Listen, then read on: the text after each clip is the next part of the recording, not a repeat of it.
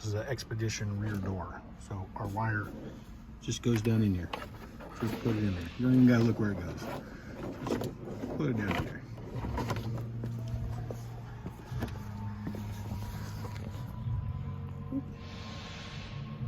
See it right there? You just gotta reach through there and grab it.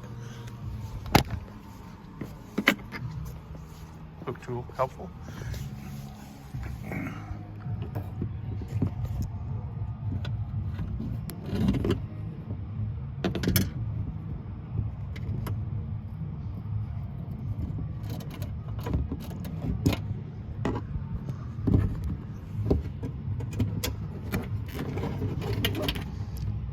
When you pull it up, you're going to plug it in where it goes and leave plenty of slack. The window doesn't come down this far, doesn't come down that far, but there's no reason to leave this tight.